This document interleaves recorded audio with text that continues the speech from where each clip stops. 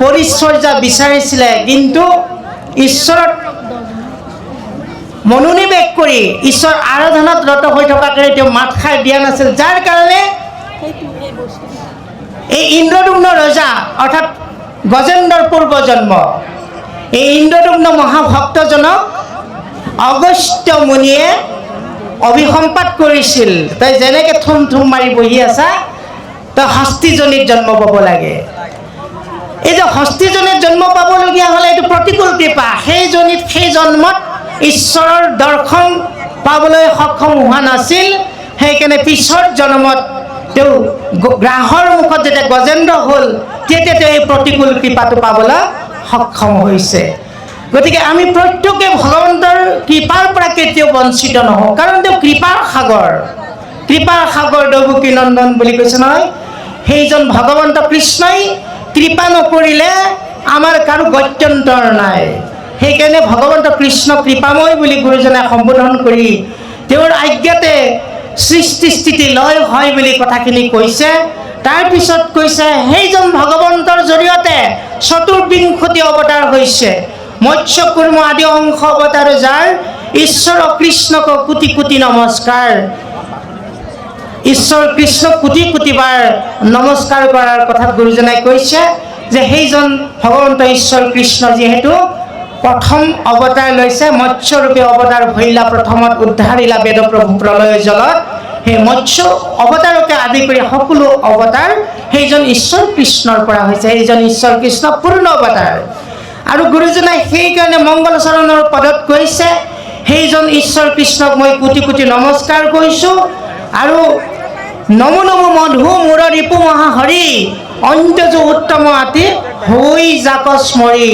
সেইজন ৰিপু মহাহৰি অৰ্থাৎ ভগৱন্ত ঈশ্বৰ কৃষ্ণ মধু আৰু মুৰাৰী নামৰ অৰ্থাৎ মোৰ নামৰ অসুৰক নিধন কৰাৰ কাৰণে তেওঁৰ নাম মুৰাৰী হৈছে। মধু আৰু মূৰক নিধন কৰা সেইজন ভগৱন্ত ঈশ্বৰ কৃষ্ণক গুৰুজনাই কৈছে সেইজন মহাহৰি, কাৰণ নমো নমো মধু মূৰ ৰিপু মহাহৰি, সেইজন হৰিক মই নমন কৰিছোঁ, প্ৰাৰ্থনা জনাইছোঁ। অন্ত্যজ উত্তম আতি হৈ যাক স্মৰি, যাক স্মৰণ কৰিলে অন্ত্যজ নিজ হীনজনো উত্তম হৈ যাব পাৰে। তাৰ উদাহৰণ অকুলীন জাতিত জন্ম পোৱা উগ্ৰশ্ৰৱা সূতদেৱ। এই সূত মহামানী, সূতক যে সন্মান যাচি যে ভাগৱত শুনিবলৈ লৈছিল 28 সহস্ৰ ঋষিয়ে, সেইকাৰণে অন্ত্যজ উত্তম হৈ যোৱাৰ উদাহৰণ ভাগৱতৰ প্ৰথম স্কন্ধতে আছে। সমস্ত জগত উদ্ধাৰক যাৰ নাম, সমস্ত জগতখন উদ্ধাৰ হোৱাৰ কাৰণে তেওঁৰ পৰম মংগলময় নাম জগতত বিদিত হৈছে, প্ৰকাশমান হৈছে। গতিকে সেইজন ঈশ্বৰ কৃষ্ণক সহস্ৰবাৰ প্ৰণাম জনাই গুৰুজনাই কৈছে সেইজন ভগৱন্ত ভকতৰ কাৰণে নৱনিধি, সদায় নতুন আমি পাঠলৈ গৈছোঁ। আৰু সেইজন ভগৱন্ত ঈশ্বৰ কৃষ্ণক স্মৰণ কৰি গুৰুজনাই মংগলাচৰণৰ পদ আৰম্ভ কৰাৰ কথা কৈছে। আৰু ভাগৱতত পৰীক্ষিতৰ মুখ্য কথা গোটেই 12 স্কন্ধত সুন্দৰভাৱে নিৰূপিত হৈছে। আৰু কৃষ্ণৰ কিংকৰ গুৰুজনা শংকৰদেৱে এই কথাখিনি ৰচনা কৰিবলৈ পদ তৰ্জমা কৰিবলৈ আগবাঢ়িছে। হে ৰাম প্ৰথম স্কন্ধৰ পৰা 12 পৰ্যন্তে কহিলা ৰাজাত মহা মুনীন্দ্ৰ মহন্তে সংক্ষেপ কৰিয়া উদ্ধাৰিয়া তাৰ সাৰ শংকৰে ৰচিলা কৃষ্ণ চৰিত্ৰ পয়াৰ 28 সহস্ৰ ঋষি বেদত প্ৰধান বিষ্ণুৰ অনমিষ ক্ষেত্ৰ মহাপুণ্য স্নান মান্য কৰি সূতক পাতিলা সত্ৰ তথা শৌনক প্ৰমুখে শুনে ভাগৱত কথা। হে ৰাম শৌনক বদতি শুনা সূত মহামানী পৰম পাতকী কলি পাইলে হেন জানি আৰম্ভিলো যজ্ঞ 80 সহস্ৰ বৎসৰ হোম ধ্ৰুমে ধ্ৰুম বৰ্ণ হইল কলে বড় এৰাম ও যিটো কৰ্ম কৰোঁ আত নাহিকে বিশ্বাস ঐ আপোনাৰ আয়ুক কৰিলো ব্যৰ্থে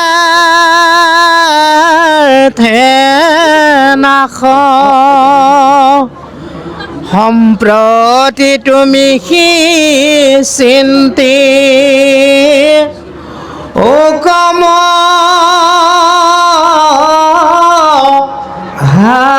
হাহিত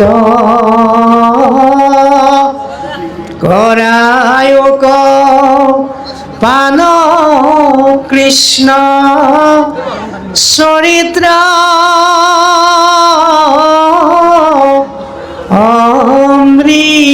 অমৃত পৰম ঈশ্বৰ কৃষ্ণ দেৱনাৰায়ণ কান মহাভক্তিটো শ্ৰৱণ কীৰ্তন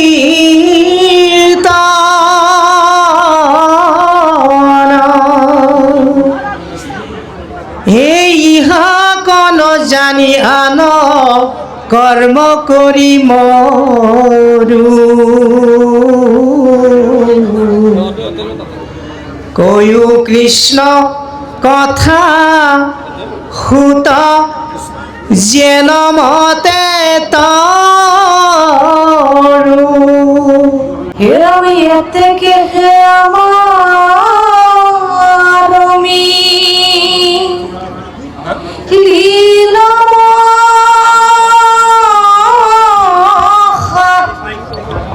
ভাগ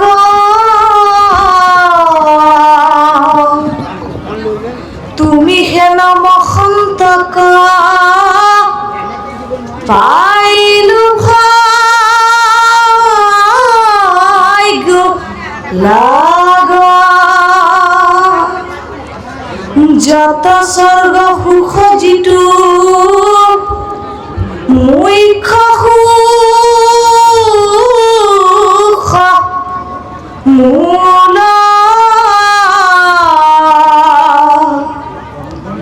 ভকতৰ সংগৰয়াল পকুলো তোলা কৃষ্ণ এই যে ভকতৰ সংগৰ সুখ স্বৰ্গ সুখ আৰু মোক্ষ সুখৰ লগত তুলনা কৰিব নোৱাৰি ভকতৰ সংগ সুখ যিটো কাৰো লগত তুলনা কৰিব নোৱাৰা এই কথাটো অত্যন্ত গুৰুত্বপূৰ্ণ কথা আমি অনুধাৱন কৰিব লাগিব এই যে ভকতৰ সংগ আমি পাইছোঁ ভকতৰ সংগ পোৱাটো ইমান সহজ কথা নহয় কাৰণ দেৱে তীৰ্থে মনুষ্যৰ ঐ অনেক অন্তৰ জানা শুনি আছো বেদৰ ৰহস্য ভকতৰ সংগ যিটো ক্ষণ মাত্ৰ লৈ সিটো ঈশ্বৰ কৃষ্ণক কৰে বৈশ্য এই কথাষাৰ গোটেই তীৰ্থ ভ্ৰমণ কৰি কৰি আহি যেতিয়া ধৰ্মৰাজ যুধিষ্ঠিৰৰ ওচৰত বিদুৰ মহামতীয়ে উপস্থিত হৈছিল তেতিয়া ধৰ্মৰাজ যুধিষ্ঠিৰে বিদুৰৰ আগত কৈছিল যে হে বিদুৰ মহামতী তুমি যে তীৰ্থবিলাক ভ্ৰমণ কৰিবলৈ গৈছিলা কোনো ক্ষেত্ৰে তীৰ্থে ভূমি এটো কাল ফুৰা ভ্ৰমি কেনমতে মিলিল আহাৰ তোমাৰ চৰণ চুই তীৰ্থে পবিত্ৰ হৈ তীৰ্থৰ সিজিল উপকাৰ আমাকতো গুৰুজনাই মাধৱ পুৰুষে কৈছে ভকতৰ সংগ সদানুগোচক মুখে তোৱা গুণ নাম মোৰ সদায় যাতে প্ৰতিটো ক্ষণ প্ৰতিটো মুহূৰ্ততে যাতে মোৰ ভকতৰ সংগ হৈ থাকে। এই ভকতৰ সংগ পোৱাটো পৰম ভাগ্য। সেইকাৰণে ধৰ্মৰাজ যুধিষ্ঠিৰে বিদুৰৰ আগত কোৱাৰ জৰিয়তে গোটেই জগতবাসীক বুজাইছে যে ভকতৰ সংগ যিটো ক্ষণ মাত্ৰ লৌহিকটো ঈশ্বৰ কৃষ্ণক কৰে বৈশ্য।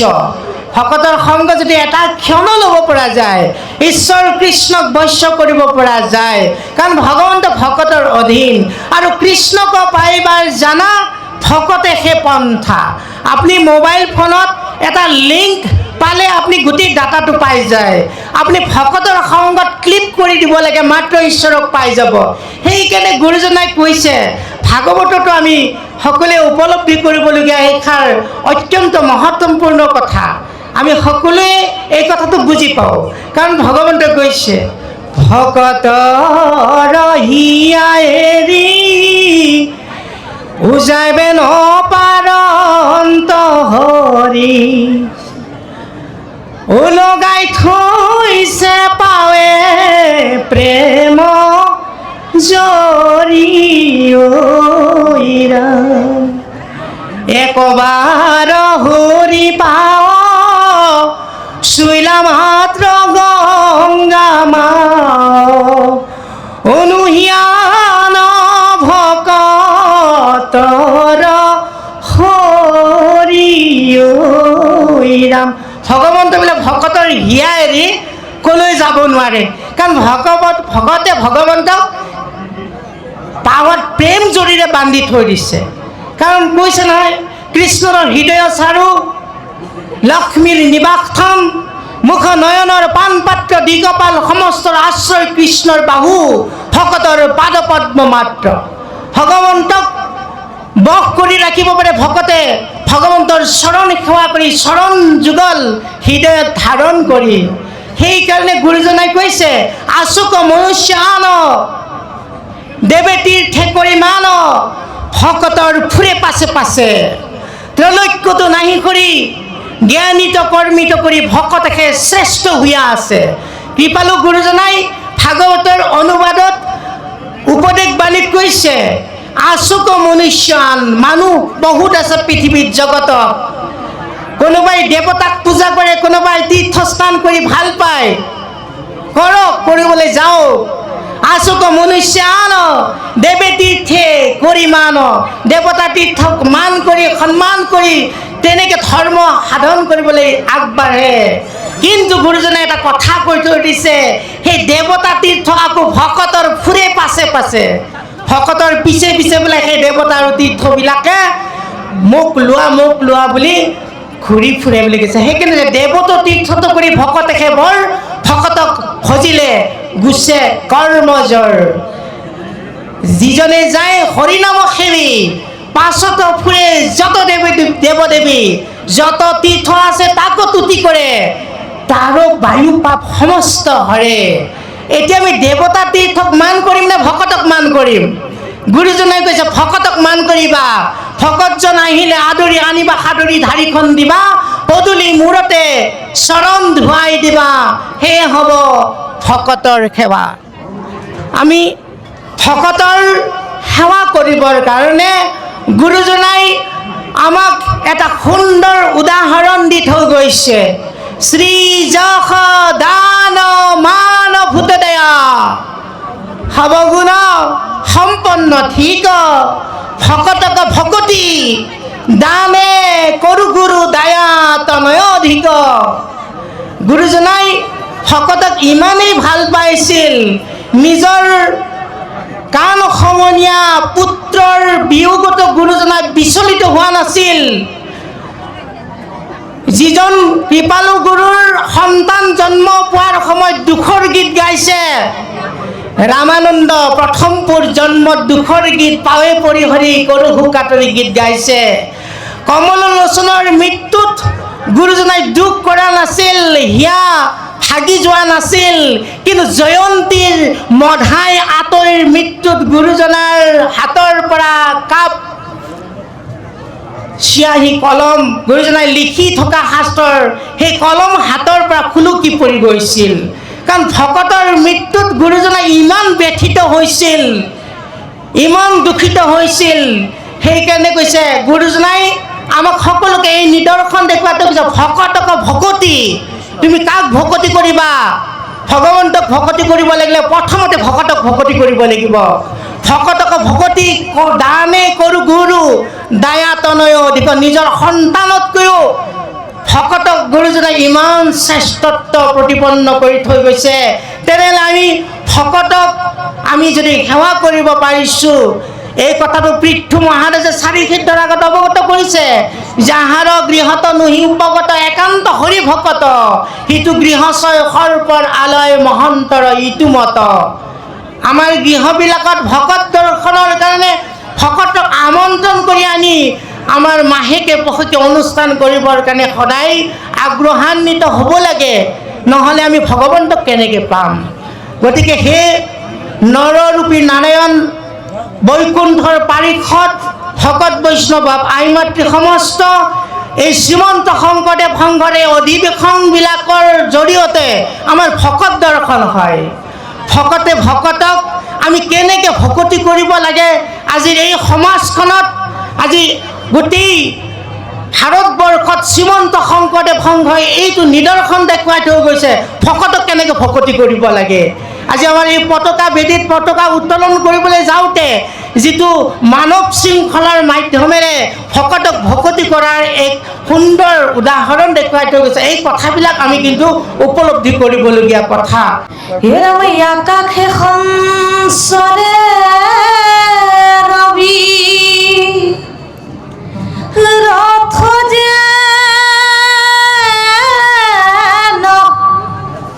বায়ু সূৰ্যৰ লগতে খৰাই জগতৰ আয়ু একক্ষণে মানে যিটো শুনৈ কৃষ্ণ কথা তার বিনে আউর জীবন যায় বৃথা। কৃষ্ণদয়ের প্রিয়ায় আমি করু কর্ম যত তাতো নানা বিঘ্নি আছে জানিলো মনত এতে কেহে পিয়ায়ু কৃষ্ণ চৰিত হৃত শ্ৰবণ মাত্ৰকে যেন হয়ু কৃত কৃত। ভগৱন্ত ঈশ্বৰ কৃষ্ণৰ চৰিত্ৰ পান কৰাৰ লগে লগে আমি কৃষ্ণ, ভগৱন্ত ঈশ্বৰ কৃষ্ণৰ চৰিত্ৰ আমি যদি পান কৰিব পাৰোঁ, তেনেহ'লে আমি কৃতকৃত্য হ'ব পাৰোঁ, কৃতাৰ্থ হৈ যাব পাৰোঁ, জীৱন সাৰ্থক কৰিব পাৰোঁ। ইয়াৰ উদাহৰণ এই 28 সহস্ৰ ঋষিৰ প্ৰতিনিধিস্বৰূপ শৌনকে কৈছে কথাখিনি, যে আমি এই জগতখনৰ আয়ুস কেনেকৈ হৰণ হয় এই কথাটো নজনা নহয়। এই যে সূৰ্যই দিন ৰাতি, যে দিনৰ অৱসান হ'লে ৰাতি, ৰাতিৰ অৱসান হ'লে দিন, এনেধৰণে যেনেকৈ আমাৰ দিনবিলাক হৰণ হৈ গৈ আছে, আয়ুসৰ পৰা আমাৰ জীৱনৰ আয়ুসবিলাক এনেকৈ এটা এটা দিন যেনেকৈ হৰণ হৈ গৈ আছে, ঠিক জগতখনৰ আয়ুস তেনেকৈ হৰণ হৈ গৈ থাকে। গতিকে আমাৰ জীৱনৰ আয়ু ধৰি ৰাখিবলৈকে হ'লে আমাৰ জীৱনটোক মূল্য নিৰূপণ কৰিবলৈ হ'লে তেনেহ'লে আমি কৃষ্ণ কথা শুনিব লাগিব। কৃষ্ণ কথা নুশুনি যদি জীৱন অতিবাহিত কৰিব খুজিছোঁ তেনে আমাৰ এই জীৱনটো বৃথা জীৱন হ'ব। কাৰণ জীৱন এনেই পোৱা নাই, আমি জীৱনটো যে পাইছোঁ ভগৱন্ত ঈশ্বৰ কৃষ্ণক কিমান যে প্ৰাৰ্থনা কৰিছিলোঁ, আমি কোটি কোটিবাৰ ভগৱন্ত ঈশ্বৰক সেৱা জনাইছিলোঁ আৰু ভগৱন্তৰ কৃপাৰ গুণত আমি মনুষ্য জন্ম লাভ কৰিছোঁ। এই কথাটো ভাগৱতৰ ১১ স্কন্ধৰ ২০ অধ্যায়ৰ ১৭ নম্বৰ শ্লোকত কৈছে, নৃদেহমাদ্যম ইদম সুলভং সুদুৰ্লভং প্লৱং সুকল্পং গুৰুকৰ্ণধাৰং ময়ানুকুলেন নহস্যতৰিতং পুমান ভৱাব্ধি ন তৰে স আত্মহা। তাৰে সৰল অনুবাদ গুৰুজনাই ভাগৱতৰ ১১ স্কন্ধত সুন্দৰকে কৈছে, নৰতনু নৌকা ইটো সুদৃঢ় সুখাৰ উপদেশ দাতা গুৰু ইহাৰ কন্ধাৰ মই অনুকূল বায়ু হুয়া কৰোঁ পাৰ তথাপি নতৰে এইটো দুৰ্ঘোৰ সংসাৰ। যে আমি ইমান এটা সুন্দৰ জীৱনৰ অধিকাৰী হৈছোঁ। এইটো জীৱন কি? মনুষ্য জীৱন। এই জীৱনটো সকলো জীৱৰ আদি জীৱন বুলি কৈছে গুৰু মাধৱ পুৰুষে ঘোষাত এই শ্লোকৰে সৰল অনুবাদ কৰি কৈছে, সমস্তৰ আদি নৰতনু ঐত্যম গোটিয়ে নপাই পুনু কোনো খাদ্যদয়ে পায়া নাও দৃঢ় আতি গুৰু ভৈলা আৰু কৰ্ণধাৰ কৃষ্ণে ভৈলা অনুকূল বায়ু তথাপি সংসাৰ নতৰয় আত্মঘাতী। সকলো জীৱনৰ আদিতম জীৱন হৈছে মানুহৰ জীৱন। এই মানুহৰ জীৱন পোৱাৰ পিছত এই জীৱনটো গুৰুজনাই কৈছে, এই জীৱনটো যদি তুমি এখন নৌকা বুলি ধৰি লোৱা, এইখন নৰতনু নৌকা। এই নৰতনু নৌকাখন চলাবৰ কাৰণে এজন কান্ধাৰ লাগে, এজন খোজান কান্ধাৰ লাগে। সেই কান্ধাৰজন এই নৰতনু নৌকাখনক চলাই নিবৰ কাৰণে তুমি এজন কান্ধাৰ পালা, যিজনক আমাক গুৰু বুলি কৈছে। গুৰু কৰ্ণধাৰম, তুমি কৰ্ণধাৰী হিচাপে এই নৰতনু নৌকাখন চলাই নিবৰ কাৰণে তুমি গুৰু পাইছা। আৰু গুৰু পোৱাৰ পিছত তুমি নিজক তৰাবলৈকে নৰতনু নৌকাখন সুন্দৰকৈ চলাই নিবৰ কাৰণে তুমি কি কৰিব লাগিব? ঈশ্বৰ কৃষ্ণত শৰণাপন্ন হ'ব লাগিব। কাৰণ এই কৃষ্ণ আমাৰ সকলোৱে হৃদয়ে হৃদয়ে আছে। আমাক গুৰুজনাই কৈছে, ঈশ্বৰ কৃষ্ণক আমি কোনেও দেখা নাই, গুৰুজনাই আমাক দেখুৱাই দিছে, কিন্তু আমি নেদেখোঁ। আমি মলমতী মনুষ্যই সেই কৃষ্ণক আমি নেদেখোঁ। গুৰুজনাই কৃষ্ণ ক'ত আছে আমাক সুন্দৰকৈ কৈছে, যে যাৰ নাম মাত্ৰে তৰি হেনয় বান্ধৱ হৰি কৰি আছা হিয়াত নিবাস তাংক কৰি অনাদৰ অধম অবোধনৰ কৰৈ আন কৰ্মত বিশ্বাস দেৱৰো দেৱতা হৰি লৈক যতন কৰি দেৱৰো ঈশ্বৰ হৰি জানিয়া যতন কৰি লৈ এক শৰণ কৃষ্ণ যাৰ ইচ্ছা মুখ্য পাইবে নালাগে দূৰক যাইবে আশা হৰি সবাৰো হিয়াত। সকলোৰে হৃদয়ত ঈশ্বৰ আছে। এই হৃদয়ত ঈশ্বৰ যে আছে তাৰ এটা বিজ্ঞানসন্মত প্ৰমাণ আছে। আপোনাৰ খবৰ আমাৰ সকলোৰে হৃদয়ত যে কৃষ্ণ আছে তাৰ এটা প্ৰমাণ আছে, প্ৰামাণিক তথ্য এটা আছে। আপোনাৰ হয়তো এই তথ্যটো ভাগৱতত পাঠ কৰিলে উপলব্ধি কৰিব পাৰিব। সেই উপলব্ধিটো অহাৰ কাৰণে আমি মাত্ৰ অকণমান উনুকিয়াই থৈ লৈছোঁ। এতিয়া এই দিন হৈ আছে, এই দিনৰ পোহৰত আমি সকলোৱে ইজনে আন এজনক দেখি আছোঁ। এই যে ইজনে আন এজনক দেখি আছোঁ, এই দেখা কাৰ্যটো ঠিক সন্ধিয়া 7টাৰ পিছত বন্ধ হৈ যাব, কাৰণ সূৰ্য অস্ত যাব। তাৰপিছত আমি বেলেগ পোহৰৰ উৎস লৈ পেলাই যেনিবা আমি ইজনে আন এজনক দেখাৰ ব্যৱস্থা কৰিম, কিন্তু ধৰি লৈছোঁ কোনো পোহৰ নাই। এই মুকলি এই নাহৰণি পথাৰ একেবাৰে অন্ধকাৰচ্ছন্ন হৈছে। এই সময়ত আমি কোনেও কাকো নেদেখোঁ। তাৰমানে কিয় নেদেখোঁ? সূৰ্য অস্ত গৈছে, আন্ধাৰ আহিছে। কৃষ্ণ কথা ইটু অমৃত কৰি স্বাদ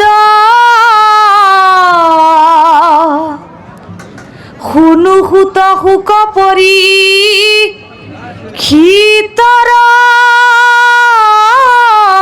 সম্বাদ যাৰ ঘোঁৰা চলে আতি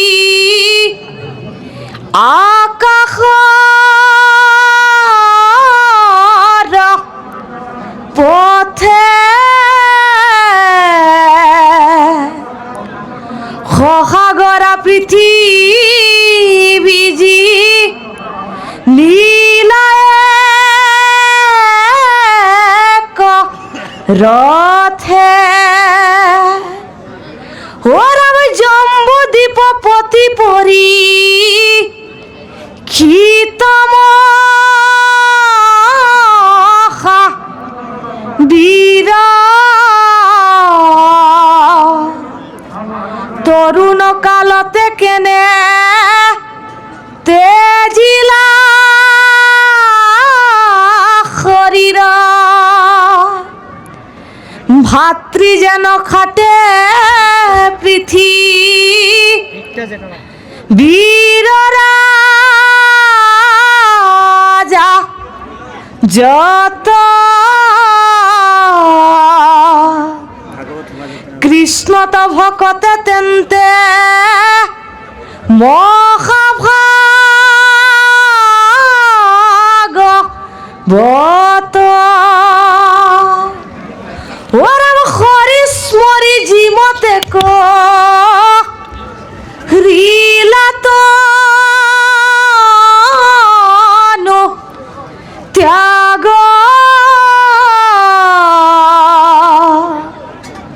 কহিও তাহানে জন্ম হুতম ভাগ নেহা ৰাজপুত আইগৰাকীয়ে অতি শ্ৰুতিমধুৰ কণ্ঠত আপোনাসৱক এই ভাগৱতৰ পদ কীৰ্তন কৰি শুনালে। হে নৰৰূপী নাৰায়ণ ভগত বৈষ্ণৱ বাপ আই মাতৃ সমস্ত, আমি এই ভাগৱত যে শুনিছোঁ, এই ভাগৱতত যি কৃষ্ণ কথা আছে, এই কৃষ্ণ কথা অমৃততকৈও সোৱাদযুক্ত। কৃষ্ণ কথা যিমানেই শুনি থাকিম সিমানে শুনিবৰ কাৰণে হেঁপাহ নুগুচিব। কৃষ্ণ কথা অমৃততকৈও সোৱাদ, এইকাৰণে কৃষ্ণ কথা শুনিলেই আমাৰ এই জীৱনটো ন অমৃত, ন মৃত সমান অমৃত। এই সংসাৰলৈ আমি আকৌ পুনৰপি জনমন পুনৰপি মৰণম পুনৰপি জননী যথৰে শয়নম, সংসাৰজনীত বাৰম্বাৰ আয়াজত কৰিব নালাগে। আমি সংসাৰজনীত কিমানবাৰ যে অহা যোৱা কৰিছোঁ তাৰ কোনো হিচাপ নাই। ৰহস্যবাদী কবিৰ ভাৱ দৰ্শনত কবিতাৰ মাধ্যমেৰে কৈছে, কতবাৰ জনমিলো তোমাৰ কোলাতে আই, গৈছিলোঁ আকৌ উভতি, অপূৰণ কৰ্মৰ ভাৰ বান্ধি লৈ ঘূৰি ঘূৰি আহিছোঁ উভতি। হয়, কৃপালু গুৰুজনাই কীৰ্তন ঘোষাটো কৈছে যে আমি সংযোগ বিয়োগ কিমানবাৰ যে হৈছোঁ। সংযোগ বিয়োগ শত্ৰু মিত্ৰ বান্ধৱৰ, এই দেখিলোঁ সংসাৰে পিতৃ মাতৃক বিস্তৰ, হে বিস্তামূত্ৰে পচিলোঁ নাৰীৰ উদৰত, গৰ্ভবাস দুখ প্ৰভু পাইলোঁ নানামত, কৃমিগীত হস্তি ঘোঁৰা মৃগ বৃক্ষ পক্ষী গৰুত মহিষ পশুক যত দেখি, ওসবাৰো গৃহত বাৰে বাৰে ভৈলোঁ জাত, অনেকৰ ভৈলোঁ প্ৰভু ভৃত অসংখ্যাত। আমি সকলো জীৱত আমি পৰিভ্ৰমণ কৰি আহিছোঁ। কি জীৱত আমি জন্ম লোৱা নাই, এই সংসাৰজনীত 84 লক্ষ বাৰ আমি নানা জীৱত জন্মগ্ৰহণ কৰি আহিছোঁ। আমাৰ এই সংস্কাৰটো আমি অনুধাৱন কৰিব লাগে। এটি নৱজাতক শিশুৱে মাতৃৰ কোচৰ পৰা যেতিয়া বহিব পৰা হয়, বহিব পৰাৰ পিছত 8-9 মাহমান পিছত লাহে লাহে চুচৰিবলৈ লয় আঁঠু কাঢ়িবলৈ লয়, পাহৰা নাই ইতৰ প্ৰাণীৰ পৰাই সি মনুষ্য হ'বলৈ আহিছে, সেইকাৰণে সেই স্বভাৱটো প্ৰকাশ কৰে, প্ৰকট কৰে।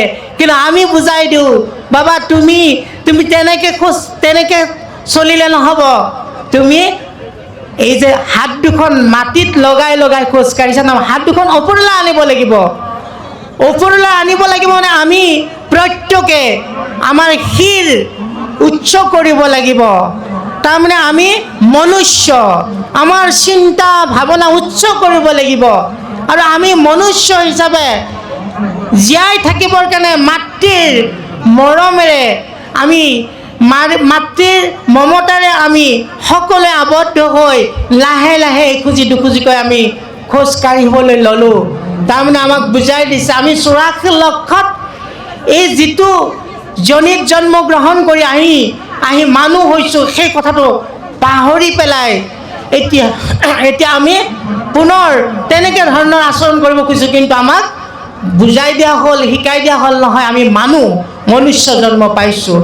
সেইকাৰণে সেই বাপসকল, আই মাতৃসকল, আমি কৃষ্ণ কথা, অমৃত কথা পান কৰিব লাগিব। কৃষ্ণামৃত আমি পান কৰিলে অমৰ হৈ যাম। সংসাৰজনিত আমি পুনৰ আয়াজাত কৰিব নালাগে। এই কথাটো মাধৱ পুৰুষে ঘোষাৰ মাধ্যমেৰে কৈছে। মনুষ্যজনিৰ কৰ্মে নিশিষ জনিত কৰি দীনবন্ধু দামোদৰে বাৰে বাৰে ভুঞ্জিলো পাৰ, কতবা ভুঞ্জিলো না হিত পাৰ, ইবেলি তোমাৰো দুই চৰণে শৰণ লৈলো, দীনবন্ধু দামোদৰে হৰি হৰি নকৰিবা মোক পৰিহাৰ, প্ৰাণ বন্ধু চৰণত লৈক ইবাৰ হৰিয়ে। আমি এইবাৰ ঈশ্বৰ কৃষ্ণত শৰণ লৈ ঈশ্বৰ কৃষ্ণক ভজি আকৌ সংসাৰজনিত আমি 84 লক্ষ জন্ম আয়াজাত যাতে কৰিব নালাগে, তাৰ আমি ব্যৱস্থা কৰিব কাৰণে কৃষ্ণ কথা শুনিব লাগে। এই কথাখিনি শৌনকে কৈছে সূত মহামানীৰ আগত। শৌনকক বুজাই ক'বলৈ গৈছে যে আমি এই জগতত যিমানবিলাক কৰ্ম কৰিছোঁ, ধৰ্ম সাধন পদ্ধতিত যিবিলাক কৰি গৈছোঁ, সেইবিলাকেৰে উপলব্ধি অহা নাছিল। এতিয়া আমি উপলব্ধি কৰিছোঁ। কৃষ্ণত অৰ্পিয়া আমি কৰোঁ কৰ্ম যত, তাতো নানা বিঘ্নি আছে জানিলোঁ মনত। কৃষ্ণতে অৰ্পণ কৰি আমি যিবিলাক কৰ্ম কৰি গৈছোঁ, তাতো কি বিঘ্নি লাগিছে? হয়, কথাটো দৰাচলতে ভাবিবলৈ গ'লে কৃষ্ণত অৰ্পণ কৰা কৰ্মত বিঘ্নি হ'ব নালাগে। বিঘ্নি শূন্য ঈশ্বৰৰ নাম। কিন্তু বিঘ্নিটো কিয় হ'ল? বিঘ্নিটো এইকাৰণে হ'ল, ভাগৱতে আমাক প্ৰস্তাৱনাৰে অধ্যায়টোতে বুজাবলৈ গৈছে, বিঘ্নি হ'ব যদি যুগ ধৰ্ম পালন নকৰোঁ। তেওঁলোকে সেই সত্য যুগৰ পৰাই যি ধৰ্ম আচৰণ কৰি আহিছে, এতিয়া কলি যুগ পৰিছে, কলি যুগ পৰাৰ পিছতো যাগ যোগ যজ্ঞ কৰি আছে। সেইকাৰণে তেওঁলোকৰ অনুভৱ হৈছে যে যাগ যুগ যজ্ঞ কৰি দুখ পাইলোঁ মাত্ৰ। আবে কহিওক মহাভাগৱত শাস্ত্ৰ। এতিয়া আমাক ভাগৱত শাস্ত্ৰৰ কথা ক'ব লাগে। যাগ যজ্ঞ কৰি আমাৰ একো ফল নহ'ল, হোমে ধুমে ধূম্ৰবৰ্ণ শৰীৰ হৈ গ'ল। এতিয়া আমি বুজিছোঁ, উপলব্ধি কৰিছোঁ, কৃষ্ণ কথা অমৃত পানৰ জৰিয়তেহে আমাৰ মহালাভ হ'ব। এই যে শৌনকে এই কথাষাৰ সূতৰ আগত কৈছে, তেনেকুৱা কথা নহয়, আমাৰ কথা। আমি ভাবিবলগীয়া কথাকে কৈছে ইয়াত। তেনে আমিও এই যুগৰ যিটো ধৰ্ম, সেই ধৰ্ম অৱলম্বন কৰিব লাগিব। কাৰণ ভাগৱতত কৈছে, সত্যে 4 পাদ ধৰ্ম মনুষ্যৰ আছিল ক, সিকালত অধৰ্ম নাছিল, ত্ৰেতা যুগ ভৈল যাবে অধৰ্ম বাঢ়িয়া তেবে, ধৰ্মে এক পাদ বিনাশীল, দাপৰত ধৰ্মপাদ অৰ্ধেক ভৈলিক নাশ, বাঢ়ি ঘোৰ অধৰ্ম প্ৰচুৰ, কলি যুগে সত্য নাম এক পাদ ৰহিলক, অন্তে পাছে সিও হৈবে দূৰ। এই যে কলিৰ যুগত কেৱল সত্য, এই যে ধৰ্মৰ যি 4 খুঁটি, সত্য তপ দয়া দান, এই 4 খোজৰ সত্যত কলিৰ যুগটো ৰৈ আছে। সত্যই ধৰ্ম কলিযুগত। সেইকাৰণে কৈছে একে হৰি নাম মাত্ৰ, কলিত থাকিবে ধৰ্ম, আন ধৰ্ম হবে যাইবে তল, শুনিও বিদুৰ বাপ কিনো বিপৰ্যয় ভৈল, ঈশ্বৰ ভক্তিৰ মহাবল। হে বিদুৰ বাপ, যুধিষ্ঠিৰে কৈছে কি ধৰ্মৰ বিপৰ্যয় হৈছে চোৱাচোন, যে এতিয়া কলিৰ যুগত কেৱল হৰিনামহে ৰ'ব, হৰিনামতহে সকলোবিলাকৰ গতিমুক্তি হ'ব। এই কথাটোকে গুৰুজনাই কৈছে যে আন ধৰ্ম কৃষ্ণৰ লগত গুচি গৈ ল, এক স্থান হুয়া হৰি নাম মাত্ৰ ৰৈ ল, এতেকে সেই নামত সমস্ত পুণ্য পাই জানিয়া যতনে ফুৰা হৰি গুণ গায়। নামে তপ নামে জপ নামে যোগ ধ্যান, নামে দান নামে পুণ্য কোটি তীৰ্থস্থান, নামে ধন জন বন্ধু নামে পিতা মাতা, নামে নিজ সুহৃদ নামে হে গতিদাতা, ইহ পৰলোকে নাম বিনে গতি নাই, চাৰিও বেদৰ ইহে মুখ্য অভিপ্ৰায়। সত্যে সত্যে সত্যে সত্যে সত্যে ধনঞ্জয়, পঞ্চ সত্য কৰি মই কহিলো নিশ্চয়, নাহিকে তাৰন্ত আন নামক বিনাই, চাৰিও বেদৰ ইহে মুখ্য অভিপ্ৰায়। এতিয়া এই নাম ধৰ্ম যে শ্ৰেষ্ঠ, এই কথাটোকে গুৰুজনাই আমাক জগতত প্ৰকাশ কৰি সকলোকে ক'লে যে কৃষ্ণ সূৰ্য ভৈলন্ত উদিত, নাম ধৰ্ম কৰিলা বিদিত। এতিয়া আমি সেই নাম ধৰ্মত সকলোৱে এই নামতেই সকলো সিদ্ধি যে হয়, আমি নামত আশ্ৰয় ল'ব লাগে, সকলোৱে লওঁ। আমি এইমাত্ৰ ভাগৱত ভ্ৰমণৰ পৰা অহাৰ পিছতে নামতে আশ্ৰয় ল'লোঁ। অপৰাধ বিনাশন তজু নাম নাৰায়ণ, জানি নামে পখিলো শৰণে, তোমাৰ নামতে মই আশ্ৰয় লৈছোঁ, শৰণ লৈছোঁ।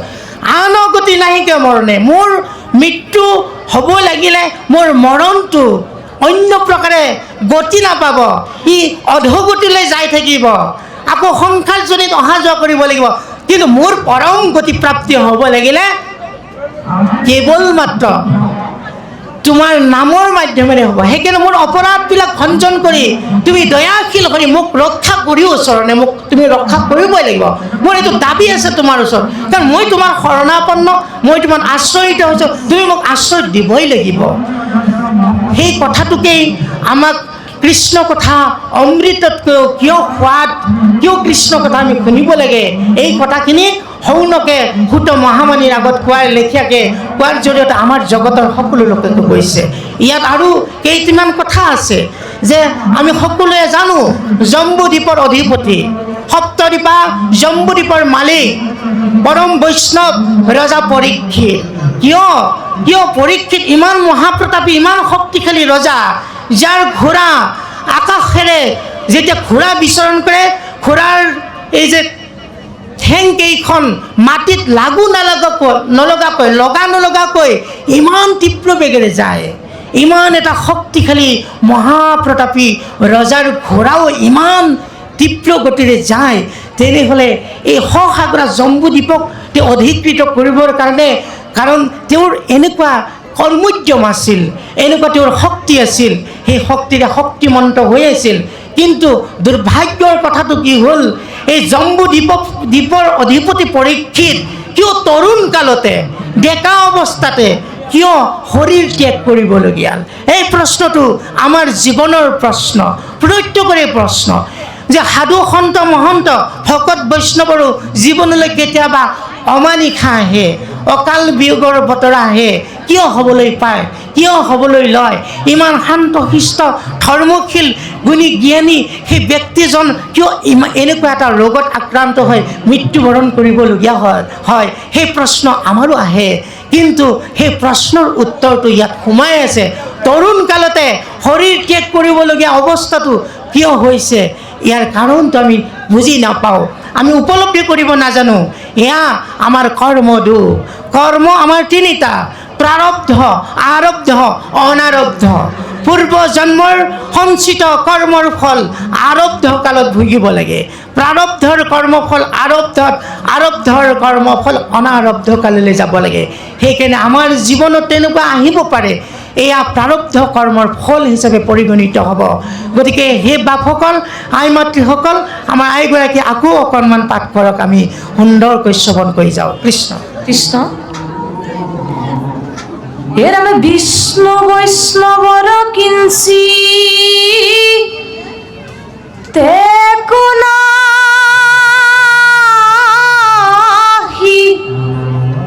ভেদ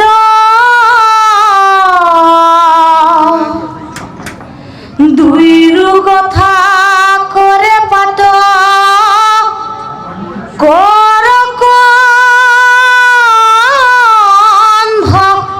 ছেদ এতেকে শুনিব আমি কৃষ্ণৰ হৃদ্ৰ ইয়েহিহে তৰিবে আৱে দুৰ্ঘুৰ কলিত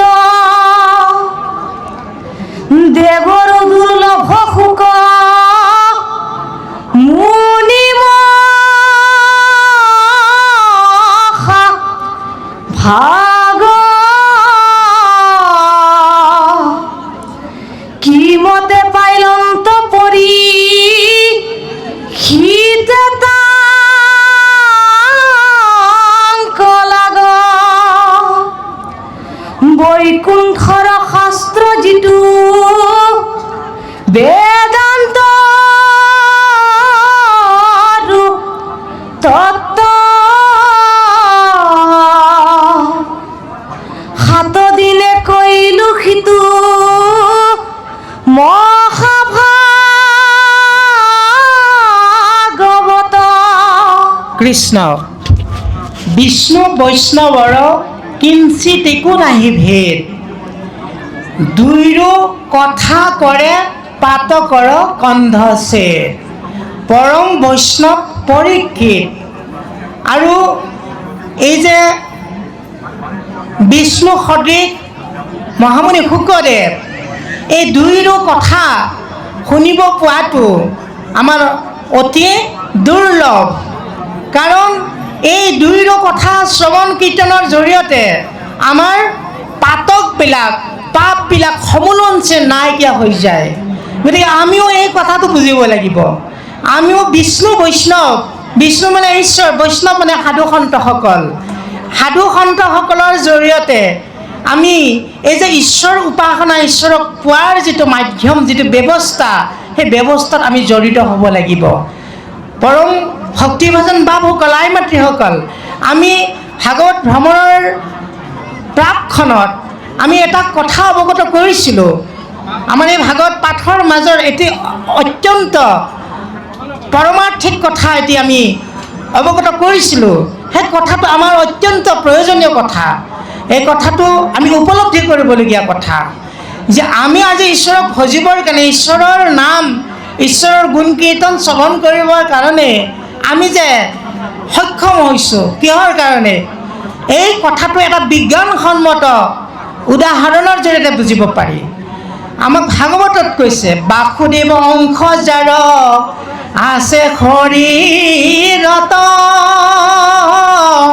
শিখে প্ৰকাশয় ঈশ্বৰৰ গুণ যত সূৰ্যৰেখে তেজে চক্ষু দেখাৱে সূৰ্যক এতেকে সে কৃষ্ণ তেজে জ্বলাৱে কৃষ্ণক এতেকে জিনৰে কৰে কৃষ্ণক বিদিত তাকো নৰ বুদ্ধি নকৰিবা কদাচিত কৃষ্ণ বুলি তাংকেহে কৰিবা শতকাৰ তেবে পায় কৃষ্ণ কথা অমৃত ভাণ্ডাৰ ইয়াৰ উদাহৰণ সহকাৰে ভাগৱতী কৈছে আমি ভাগৱত শুনিছোঁ কৃষ্ণ কথা শুনিছোঁ কিহৰ কাৰণে পাৰিছোঁ যেনেদৰে সূৰ্য থকাৰ কাৰণে আমাৰ এই চকুযোৰে কাম দিয়ে পোহৰ নাথাকিলে চকুৰ কোনো মূল্য নাই চকুৰ নিজা কোনো ক্ষমতা নিজা কোনো পোহৰ নাই এতিয়া আমি এই সূৰ্যৰ পোহৰেৰে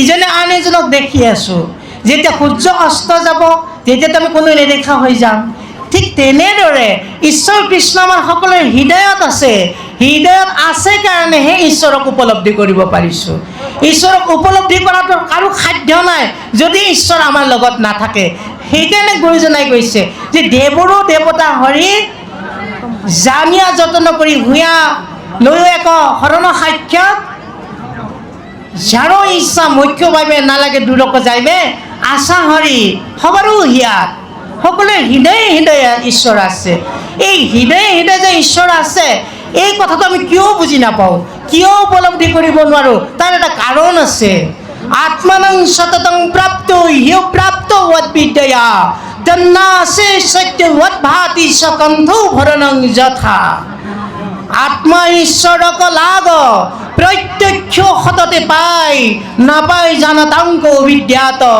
অবিদ্যা নাখিলে লাগ কৃষ্ণক পাৱয় যেন কণ্ঠলগ্ন বস্তুক সাক্ষাৎ আমি ঈশ্বৰক নোপোৱাৰ কাৰণটো হৈছে অবিদ্যা অবিদ্যা মানে মায়া অজ্ঞানতা এই অবিদ্যাবিলাক আমি দূৰ কৰিব লাগিব এই অবিদ্যা দূৰ কৰাৰ মহত্তম উপায়টো কি সাধু সংগ সাধু সংগত ঈশ্বৰৰ কথা শুনিলে মায়া অজ্ঞানতাবিলাক নাইকিয়া হৈ যায় শ্ৰীমদ ভাগৱতৰ প্ৰথম স্কন্ধৰ দ্বিতীয় অধ্যায়ৰ অষ্টম শ্লোকত কৈছে প্ৰবিষ্টু কৰ্ণৰন্ধ্ৰেণ সানং ভাবুসৰুহং ধুনতি সমলং কৃষ্ণং সলিলস্যু যথাচৰত কৰ্ণপথে ভকতৰ হিয়াত প্ৰৱেশী হৰি দুৰ্বাসনা হৰে সমস্তই জলৰ যতেক মল যেহে নখৰত কালে স্বভাৱতে নিৰ্মল কৰয় আমি কৰ্ণপথেৰে এই ঈশ্বৰ কৃষ্ণৰ কথা যেতিয়া আমি শুনিম শুনাৰ লগে লগে আমাৰ এই মনৰ পৰা কিছুমান বেয়া বস্তু আঁতৰি যাব এই বেয়া বস্তুবিলাককে কি কৈছে দুৰ্বাসনা বুলি কৈছে দুৰ্বাসনা হৰে সমস্তই এই দুৰ্বাসনা মানে বেয়া বাসনা বেয়া চিন্তা বেয়া ভাৱনা এইবিলাক দূৰ হৈ যায় যেতিয়া আমি কৃষ্ণ কথা কৰ্ণপথেৰে শুনিবলৈ পাৰিম সেইকাৰণে এই দুৰ্বাসনাটো দূৰ কৰিবই লাগিব দুৰ্বাসনা অতি ভয়ংকৰ বস্তু দুৰ্বাসনা মহাপ্ৰতাপী মহাশক্তিশালী বস্তু এই দুৰ্বাসনাটো কেনেকুৱা আকৃতিৰ কেনেকুৱা প্ৰকৃতিৰ কিমান ডাঙৰ কিমান ওজন সেই নিৰূপণ কৰি মাধৱ পুৰুষে কৈছে দুৰ্বাসনা বৰ ডাঙৰ মহাবলৱন্ত দুৰ্বাসনা ঘূৰ হৰিয়ে ঐ আমাৰ মনক তেজিয়া দূৰণ যায়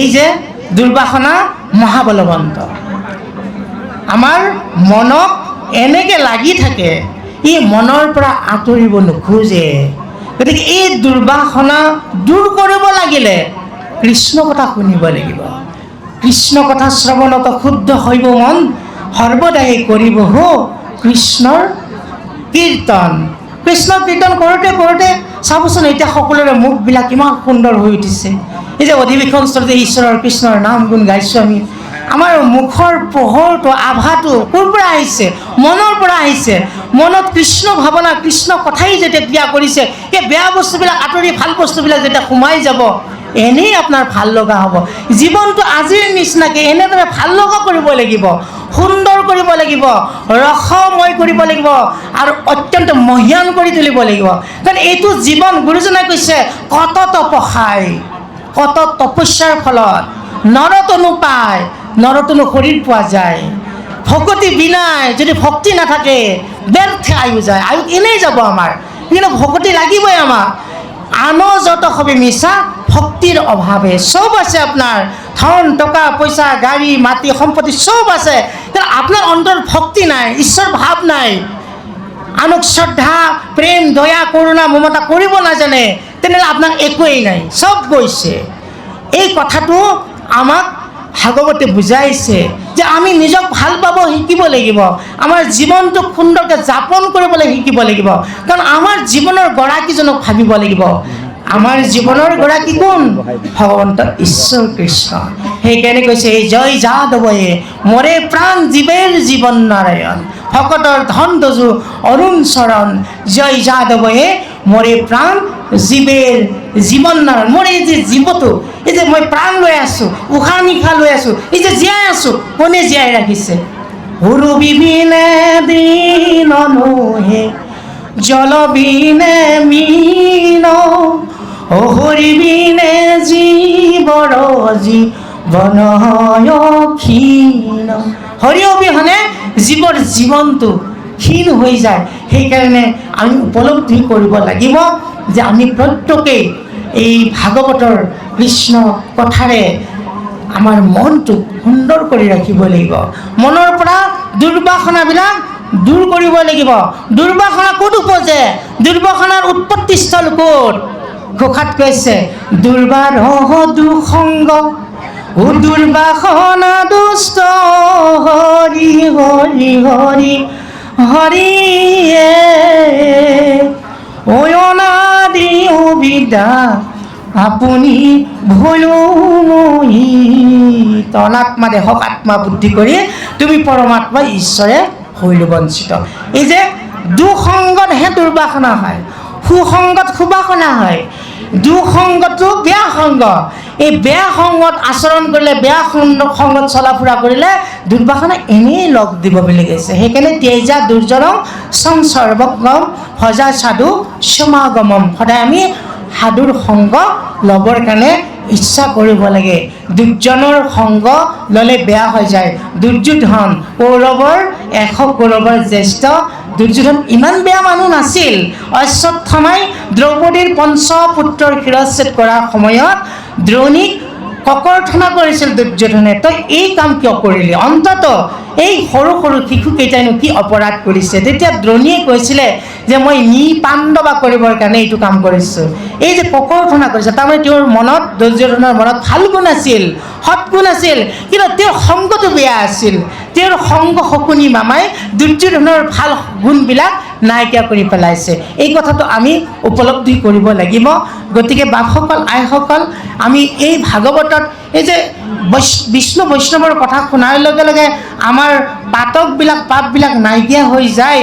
আৰু এই দুৰ্ঘোৰ কলিত এই যে কৃষ্ণৰ চৰিত্ৰহে আমাক তৰাব পাৰে। এইটো দুৰ্ঘোৰ কলি বুলি কৈছে। কলি মানে এই যে দুৰ্ঘোৰ মানে ভয় লগা। এতিয়া আমি দেখিবলৈ পাওঁ আজিৰ সমাজত বহুতে ক'ব খোজে এইটো কল্কি যুগ বোলে, কল্কিৰ অৱতাৰ হৈছে। ভাগৱতৰ অনাদি পাতনত কৈছে বৎসৰ 43 লক্ষ বৰিষ বিংশতি সত্য ত্ৰেতা দ্বাপৰ কলিৰ পৰিমিতি। সত্য ত্ৰেতা আৰু দ্বাপৰ কলি এই 4টা যুগৰ মুঠ আয়ুসকাল হৈছে 43,20,000 বছৰ। সত্য যুগৰ 17,28,000 বছৰ, ত্ৰেতাৰ যুগত 12,96,000 বছৰ, দ্বাপৰ যুগত 8,64,000 বছৰ, কলি যুগত 4,32,000 বছৰ। এতিয়া কলিৰ যুগৰ বয়স মাত্ৰ 6,000 বছৰ হৈছে। এটা সৰু নৱজাতকে হৈ আছে এতিয়াও কলিৰ যুগ 4,32,000ৰ তুলনাত। কিন্তু এতিয়া কিছুমান স্বয়ংভূ গুৰু ওলাইছে সমাজত, আমি দেখিবলৈ পাওঁ যে তেওঁলোকে কৈছে এইটো অৱতাৰ কল্কি হৈ গৈছে, কল্কি ভগৱানৰ আৱিৰ্ভাৱ হৈছে। এইটো ভাগৱতৰ কথাবিলাক কি তেনেহ'লে এনেই কোৱা আছে নেকি? অনাদি পাতনত সুন্দৰকৈ ইয়াত গুৰুজনাই লিখিছে। তাৰমানে কলিৰ শেষতহে কল্কি অৱতাৰ। গুৰুজনে কীৰ্তন ঘোষাত কৈছে কলিৰ শেষত হইব কল্কি অৱতাৰ, কাটি মাৰি ম্লেচ্ছক কৰিব বুন্দামাৰ, সবাকো বোধিব বোধ গণযত আছে, কলিৰ শেষত সত্য প্ৰৱৰ্তাই বাপ আছে। গতিকে এই যুগটো কলিৰ যুগ। এই দুৰ্ঘৰ মানে ভয় লগা এই কলিৰ যুগত আমি মাত্ৰ কি কৰিব লাগিব? এই শৌনকে কৈছে যে এতেকে শুনিব আমি কৃষ্ণৰ চৰিত, এইহে তাৰিবে আবেগ দুৰ্ঘোৰত কৰি। কৃষ্ণৰ চৰিত্ৰৰ কথাৰ জৰিয়তে এই ভয় লগা কলিৰ কালটো তৰিব পাৰিম, আমি সকলোৱে উদ্ধাৰ হ'ব পাৰিম। দেৱৰ দুৰ্লভ শুক মুনি মহাভাগ, শুকমুনিক পাব পৰাটো অত্যন্ত দুৰ্লভ। কাৰণ গাই দহনৰ সময়হে পৃথিৱীত তেওঁ বেকত হয়, কিন্তু 7 দিন পৰীক্ষিত ভাগৱত শুনাবৰ কাৰণে মহামুনি শুকদেৱ যে আহিছে, তাৰ কাৰণে কৈছে যে দেৱৰ দুৰ্লভ শুকমুনি মহাভাগ কিমতে পাইলন্ত পৰীক্ষিতে তাংকলা। কেনেদৰে এই শুকমুনিক পৰীক্ষিতে লগ পাইছে। গতিকে এই শুকমুনিয়ে পৰীক্ষিতক লগ পোৱাৰ পিছত কেনেদৰে বেদান্তৰ তত্ত্ব, বৈকুণ্ঠৰ মহাশাস্ত্ৰ ভাগৱত 7 দিন অৱগত কৰিলে, কেনেদৰে 7 দিন ভাগৱত প্ৰকাশ কৰিলে, সেই কথাখিনি আমাক পুনৰাই ক'ব লাগে বুলি সূত মহামুনিৰ ওচৰত শৌনকে এই কথাখিনি ব্যক্ত কৰিছে। তাৰ পিছত আকৌ কি আছে পাঠলৈ আমি যাব খুজিছোঁ। কৃষ্ণ হে ৰাম কিহেতু ৰাজাক আখি দংশিলে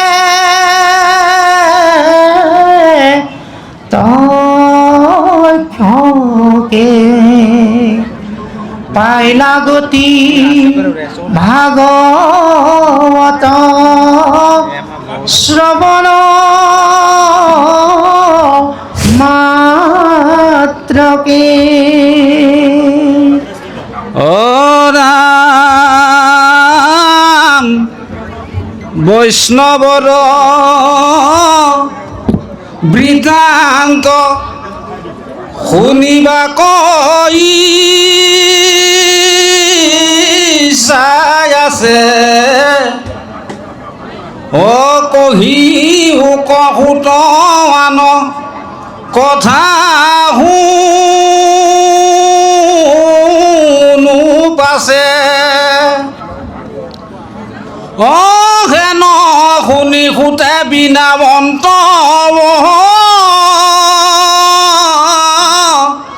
বনত আমি অকুলীন হেন আছিল মনত তোমাহাৰ প্ৰশ্নে ভয়লো আজি পবিত্ৰ শুনা যেন জানো কহো অ কৃষ্ণৰ চৰিত্ৰ খাব শেষে কথা কোনে কহিবে স্বৰূপে যেন পক্ষী উৰয় খাৰ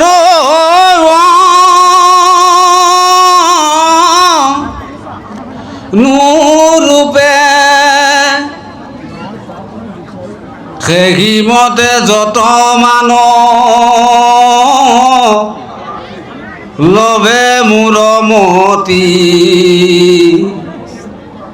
ব্ৰণাইব কৃষ্ণৰ লীলা অ তোমাত সম্প্ৰতি এৰাম গ্ৰাম্য কথা কথনে মলিন হৈ বাণী তাক শুদ্ধ কৰো কৃষ্ণ কথা কব খানি কৃষ্ণ চৰিত্ৰত মোৰ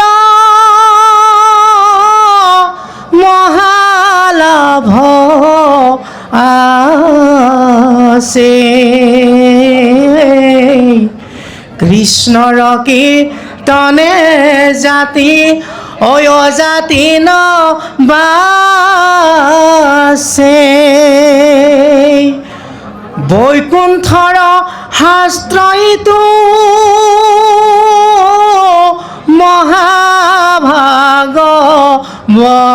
মহাভাগৱত যেন মতে পৃথিৱীত ভৈলন্ত বেকত যিমতে কৰিলা শাস্ত্ৰ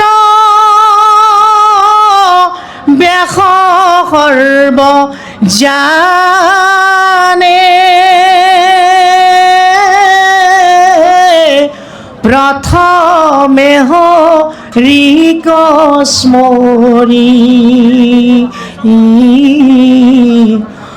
শুনা সাৱধানে প্ৰথমে হৰিক স্মৰি শুনা সাৱধানে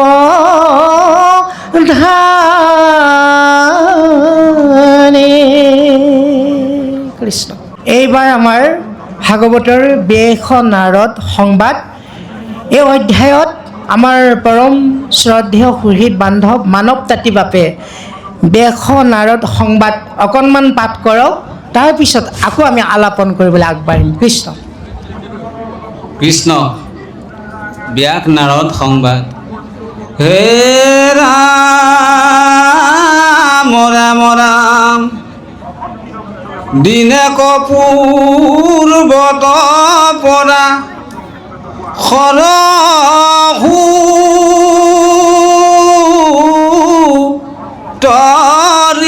দেখি অবদৰিকাশ্ৰম তয়া সন্তব্যা সবসী হে ৰাম গুল থগুল মন নাহি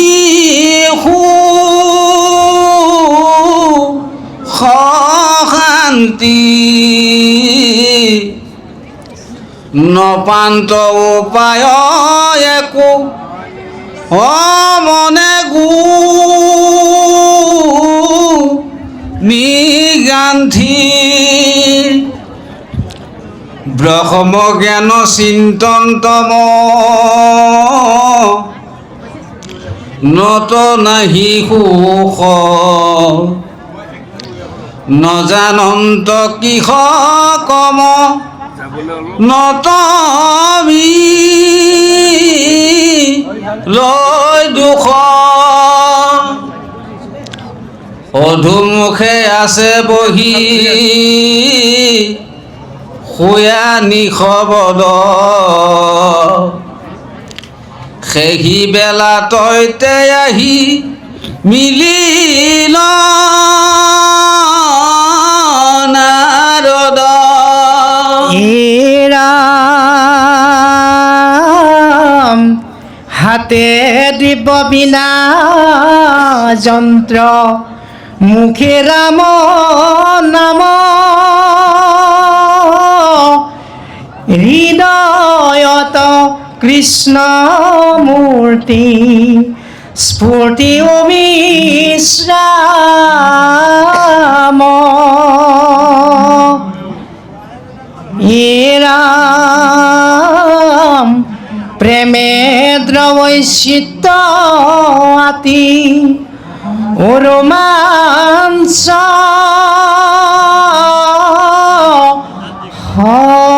হৰিৰ ধাৰায়ে শ্ৰৱন্তে আশ্ৰয় নয়ন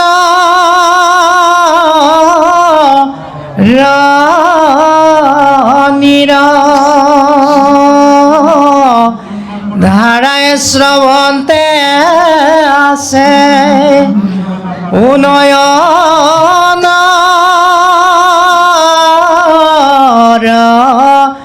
নীৰ তেনেকুৱা এটা পৰ্যায়লৈ আমি পৰ্যবেক্ষিত হ'ব লাগিব। আমাৰ হৃদয়ত কৃষ্ণৰ নাম মন্ত্ৰ যেতিয়া অবিৰাম গতিত আমাৰ প্ৰবাহমান হৈ থাকিব তেতিয়া আনন্দত আমাৰ চকুলো ওলাই যাব, আমি ক'ব নোৱাৰাকৈ আমাৰ নয়নৰ নীৰ সৰসৰকৈ পৰি যাব বুলি কৈছে। এতিয়া আমি কথাটো উপলব্ধি কৰিবলগীয়া এইটোৱে যে কোনোবাই আনক দুখ দি নিজে সুখ পাম বুলি কেতিয়াও অনুভৱ কৰিব নালাগে। কাৰণ কাৰোবাক দুখ দিছোঁ সেই দুখটো মোৰ ওচৰলৈ আহিবই, এইটো ভাগৱতে কৈছে। আমি সকলোৱে এই কথাটো মনত ৰাখিব লাগিব যে আমি কাৰো অহিত চিন্তা কৰিব নালাগিব, কাৰো অপকাৰ চিন্তা কৰিব নালাগিব, আৰু কাকো দুখ দিয়া কথা ক'ব নালাগিব। আমি শৰণ যেতিয়া লৈছোঁ আমাক কায় বাক্য মন অৰ্পণ কৰিবলৈ যাওঁতে কায় বাক্য মনৰ তিনিটা ধৰ্মৰ কথা কৈ থৈ গৈছে। আমি শৰণ লওঁতে সকলোৱে পাইছোঁ কায়ৰ ধৰ্ম দান প্ৰাণ ৰক্ষণ, বাক্যৰ ধৰ্ম সত্য প্ৰিয় হিত, মনৰ ধৰ্ম শ্ৰদ্ধা প্ৰীতি দয়া। এই যে বাক্যৰ ধৰ্ম সত্য প্ৰিয় হিত, আমি সদায় সত্য কথা ক'বৰ কাৰণে যত্নপৰ হ'ব লাগে, সঁচা কথা ক'ব লাগে। সঁচা কথা ক'লে নহ'ব, সেই কথাষাৰ প্ৰিয়ও হ'ব লাগিব, আনৰ প্ৰিয় ভাজন হ'ব লাগিব, মংগলদায়ক হ'ব লাগিব, আৰু লগতে ই হিতকাৰী হ'ব লাগিব, অৰ্থাৎ সকলোৰে এই কথাই মংগল সাধন কৰিব লাগিব। গতিকে আমি সকলোৱে নিজে যিটো কথা আনক কম সেই কথাখিনিৰ ক্ৰিয়াটো প্ৰতিক্ৰিয়াটো আমাৰ জীৱনলৈ আহিব। ভাল কথা ক'লে ভাল ক্ৰিয়া আহিব, বেয়া কথা ক'লে বেয়া ক্ৰিয়া আহিব। এই কথাটো, এই উদাহৰণটো আহিছে ব্যাসৰ লগত। ব্যাসে আনক দুখ দি, আনক কষ্ট কৰি, গৰিহিত কৰ্মক কহিলা ধৰ্ম বুলি, তোমাৰ বচনে লোক নাখিল সমূলি। এই যে গৰিহিত কৰ্মক ধৰ্ম বুলি, যাগ যজ্ঞ পূজা বলি এইবিলাক ধৰ্ম সাধন পদ্ধতি বুলি মানুহবিলাকক ধৰ্ম পথত অৱতীৰ্ণ কৰাই দিলে।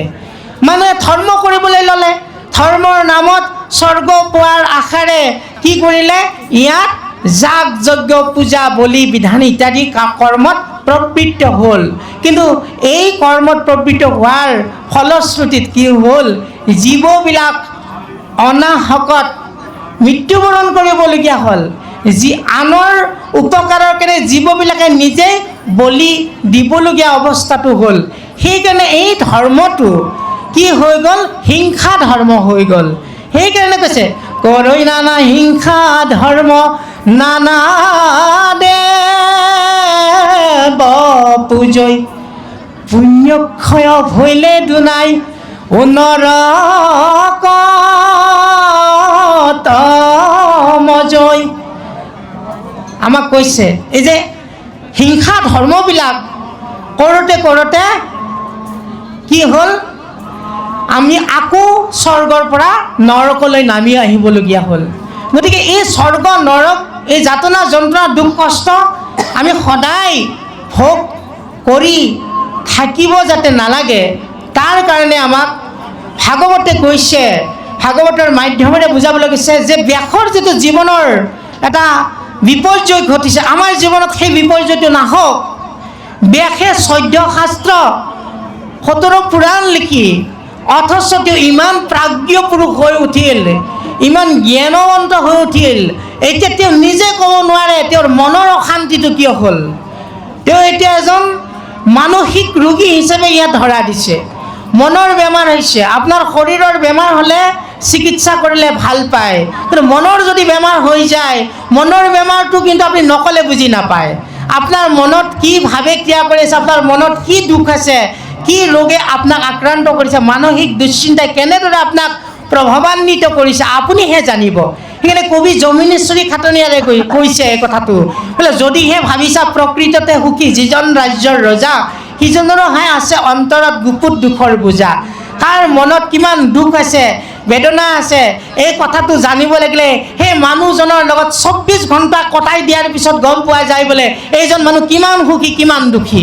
এতিয়া আমিতো ভাবোঁ যে মানুহবিলাক মোতকৈ বৰ সুখী, মোতকৈ বৰ আনন্দত আছে, ধুনীয়া ঘৰ মাটি সম্পত্তি চাৰিওফালে তেওঁৰ নদন বদন, আমি ভাবোঁ এই মানুহজন বৰ সুখী।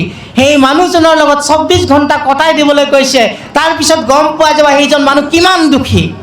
গতিকে এই দুখ আৰু সুখ অনুভৱ কৰিব লাগিলে ইয়াৰ কাৰণটো জানিব লাগিব। সুখৰ দুখৰ মনেই কাৰণ, মনক কৰিবা ঠিক, ত্যাগত লভিবা পৰম সন্তোষ, সাধিবা লোকৰ হিত। এই সুখ দুখটো ক'ত হয়, মনত উৎপত্তি হয়। ভাগৱতত কৈছে মনে পাপ পুণ্য স্বৰ্গ, মনেহে নৰক, মনেহে কৰিছে ভোট ভেদ আপোন পৰক, বাঢ়ি আছে মনশত্ৰু পৰম দুৰ্জয়, আত্মা ঈশ্বৰক বঞ্চি লেক সৰ্বদাই। গতিকে মনটো ভাল কৰি ৰাখিবৰ কাৰণে, মনটোক ধনাত্মক কৰি ৰাখিবৰ কাৰণে, সাকাৰাত্মক ভাৱবিলাক আনিবৰ কাৰণে আমি কি কৰিব লাগিব, সদায় আমাৰ ভাল চিন্তা এটা মনত ৰাখিবৰ কাৰণে ঈশ্বৰ আৰাধনা কৰিব লাগিব। আজিৰ নাম প্ৰসংগত পৰম শ্ৰদ্ধেয় ৰন্তু শইকীয়া বাপে এই যে কীৰ্তন গাইছে, এইটো কীৰ্তনত কি সুন্দৰকৈ আমাক গুৰুজনাই কৈছে, মনটো সদায় দুৰাচাৰ, দুৰাচাৰ মন মোৰ ৰাম হৰি বোল, ৰাম হৰি বোল মন ৰাম হৰি বোল। মনটো সদায় দূৰ আচাৰ, নীতি নিয়মৰ পৰা দূৰত থাকে, আচাৰ আচৰণৰ পৰা সদায় দূৰত থাকে, ই দুৰাচাৰ। সেইকাৰণে এই দুৰাচাৰ মনটোক আমি সদাচাৰ কৰিব লাগিলে কি কৰিব লাগিব, ঈশ্বৰৰ নাম আমি মনলৈ আনিব লাগিব। সেইকাৰণে গুৰুজনাই প্ৰথমটো বৰগীত লিখিছে, মন মেৰি ৰাম চৰণহি লাগো। মনটো ৰামৰ চৰণত লগাব লাগে, ঈশ্বৰৰ চৰণত আমি মনটো লগাব লাগে। মনটো যদি ঈশ্বৰমুখী কৰিব পাৰোঁ, মনটো যদি কৃষ্ণমুখী কৰিব পাৰোঁ, তেতিয়া মনত কেতিয়াও বেয়া ভাৱ নাথাকিব, এই মনটো সদায় সুন্দৰ হৈ থাকিব। এতিয়া এই যে মানসিক ৰোগত আক্ৰান্ত হৈছে মহামুনি ব্যাস, এতিয়া চাইকেট্ৰিক ডক্টৰ এটা লগা হৈছে নহয়, মানসিক ৰোগ চিকিৎসক এজন লগা হৈছে নহয়। এই মানসিক ৰোগ বিশেষজ্ঞ এজন আহি উপস্থিত হৈছে। আপোনালোকে জানে নহয় এই বিশেষজ্ঞজন কোন? এই বিশেষজ্ঞজনৰ হাতত টেলিস্কোপ আৰু লগতে যিমান ইনষ্ট্ৰুমেণ্ট, চিকিৎসা কৰাৰ পৰীক্ষাৰ প্ৰণালীবিলাক যি আনিছে, পদ্ধতি যিবিলাক বস্তু আনিছে, এই বস্তুবিলাক কি? হাতে দিব্য বীণা, মুখে ৰাম নাম, হৃদয়ত কৃষ্ণ মূৰ্তি, স্ফূৰ্তি অবিশ্ৰাম। আপুনি আনক যদি মন জয় কৰিব খোজে, আপুনি প্ৰথমতে হাঁহি থাকিবলৈ, আপোনাৰ মন সুন্দৰ হ'ব লাগিব। সুন্দৰ মনৰ অধিকাৰী লোকজনেহে আন এজনক তেওঁৰ মনৰ দুখবিলাক, দুশ্চিন্তাবিলাক দূৰ কৰিব পাৰিব। এতিয়া তেওঁৰ দেৱৰ্ষি নাৰদৰ সেইটোৱে হৈছে। দেৱৰ্ষি নাৰদ ইমান স্ফূৰ্তিত থাকে, ইমান আনন্দত থাকে। সেই আনন্দ মুখৰ সেইজন ঋষি যেতিয়া ব্যাস মহামুনিৰ আগত উপস্থিত হৈছে, এনেই ভাল লাগি গৈছে। ব্যাসৰ মনত এটা ইতিবাচক ভাৱ, যোগাত্মক চিন্তা এটা মনলৈ আহিছে, মোৰ অকণমান ভাল হ'ব, মই বৰ দুশ্চিন্তাত পৰি আছোঁ, মই এনেকুৱা ধৰণে নিজে ভাবি পোৱা নাই, অথচ মই ইমান শাস্ত্ৰজ্ঞ পণ্ডিত হৈ উঠিছোঁ, 14 শাস্ত্ৰ বিভিন্ন পুৰাণো মই লিখিলোঁ, কিন্তু মোৰ মনত কিয় এটা উগুল থুগুল ভাৱ? অধম মানে কি কৈছে, নপান্ত উপায় মন একো মনে গুণি গান্থি, উগুল থুগুল মন নাহি সুখ শান্তি। মন দদল্যমান অৱস্থাত আছে, সুখ শান্তি নাইকিয়া হৈ গৈছে। মনত কিহৰ কাৰণে দুখ আহিছে এই কথাটো তেওঁ বুজি পোৱা নাই, সেইকাৰণে অধমুখে তেওঁ বহি আছিলে। সেই সময়ত দেৱৰ্ষি নাৰদ উপস্থিত হ'ল। দেৱৰ্ষি নাৰদক কোনে পঠালে? কিয় আহি গ'ল? ডাক্তৰক খবৰ নিদিয়াকৈ ডাক্তৰ আহে নেকি? আজি অলপ আগতে ইয়াত আমাৰ শোভাযাত্ৰা যোৱাৰ লগে লগে এজন ৰোগী, এজন ব্যক্তি অসুস্থ হৈ গ'ল, এজন ভকত অসুস্থ হৈ গ'ল। সেই অসুস্থ ব্যক্তিজনক লগে লগে 108 নিবলগীয়া হ'ল। খবৰ এটাতো দিব লাগিব। এতিয়া দেৱৰ্ষি নাৰদৰ কোনে খবৰটো দিয়ালে? নিজে আহি চিকিৎসা কৰিম বুলি আহিলে নেকি? খবৰটো দিয়ালে প্ৰভু ভগৱন্ত অন্তৰ্যামী ঈশ্বৰ। কাৰণ ব্যাস ভগৱানৰ এটা অংশ অৱতাৰ। ব্যাস নামে ভৈলা সত্যৱতীৰ সন্ততি, দেখিলা হা প্ৰজা ভৈলা আতি অল্পমতি। অল্পমতি মনুষ্যক শুদ্ধ কৰিবৰ কাৰণে, জ্ঞান প্ৰদান কৰিবৰ কাৰণে ব্যাসৰ অৱতাৰ, চতুৰ্বিংশতি অৱতাৰৰ এটা অন্যতম অৱতাৰ। গতিকে অৱতাৰ পুৰুষক ভগৱন্ত ঈশ্বৰ কৃষ্ণই আকৌ এটা অৱতাৰকে পঠাই দিছে। তাৰমানে দেৱৰ্ষি নাৰদো এটা অৱতাৰ। গতিকে ভগৱন্ত ঈশ্বৰ কৃষ্ণই দেৱৰ্ষি নাৰদক ব্যাস মহামুনিৰ ওচৰত গুৰুৰূপে থিয় কৰাই দিছে। কাৰণ গুৰুবিহীন ভক্তি পাখীবিহীন কাৰ। তেওঁ যিমান পণ্ডিত নহওক, যদি গুৰুত আশ্ৰয় নলয়, গুৰুত শৰণ নলয়, তেওঁৰ পাণ্ডিত্যটো পাণ্ডিত্য হৈ থাকিব, তেওঁৰ একো কামত নাহিব।